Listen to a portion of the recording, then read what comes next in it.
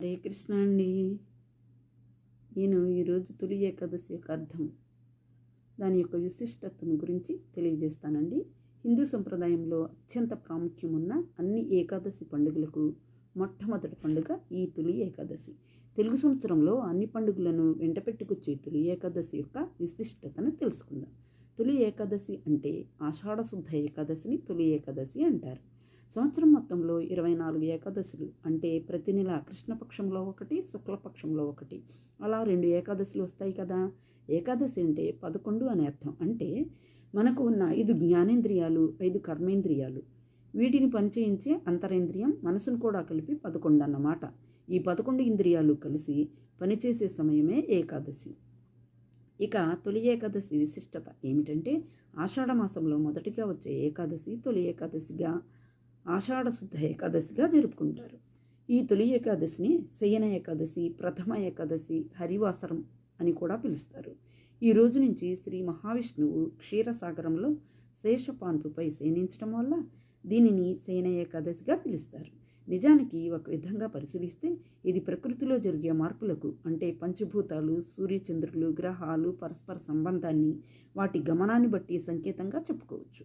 ఉత్తర దిశగా ఉన్న సూర్యుడు ఈ రోజు నుండి దక్షిణ దిశకు వాలుతున్నట్లుగా కనిపిస్తాడు. అంతేకాకుండా చాతుర్మాస్య వ్రతం కూడా ప్రారంభం అవుతుంది.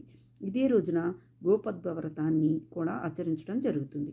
ఈ వ్రతాన్ని ఈ రోజు మొదలుకొని కార్తీక మాస శుక్లపక్ష ద్వాదశి వరకు, అంటే క్షీరాబ్ది ద్వాదశి వరకు ఆచరించవలనని మన పురాణాలు చెబుతున్నాయి. మహిమాన్వితమైన ఈ తొలి ఏకాదశి పండుగ రోజు వ్రతాన్ని ఆచరిస్తే కలిగే లాభాలు ఏమిటంటే, సూర్యచంద్ర గ్రహణములలో భూమిని దానమిచ్చినంత ఫలితం అటండి. అశ్వమేధ యాగం చేసినంత ఫలితం కూడా లభిస్తుందట. 60,000 సంవత్సరాలు తపస్సు చేసినంత పుణ్యం కూడా లభిస్తుంది అని మన పురాణాలు, శాస్త్రాలు వివరిస్తున్నాయండి. ఈ తొలి ఏకాదశి రోజు యోగనిద్రలో ఉన్న శేషపాన్పుపై ఉన్న శ్రీహరిని భక్తితో పూజిస్తారు. ఈ ఏకాదశి మొదలుకొని సంవత్సరం అంతా అన్ని ఏకాదశులు నిష్ఠగా పాటిస్తే సర్వపాపాలు నశించి మనకు వైకుంఠ ప్రాప్తి లభిస్తుందని మన పురాణాలు చెబుతున్నాయండి. మహాసాధ్వి అయిన సతీ సక్కుబాయి ఈ తొలి ఏకాదశి వ్రతాన్ని ఆచరించి మోక్ష సిద్ధిని పొందారట.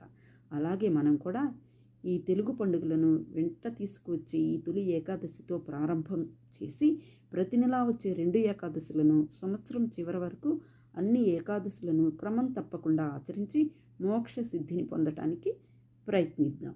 సర్వే జనా సుఖినో భవంతు. హరే కృష్ణ.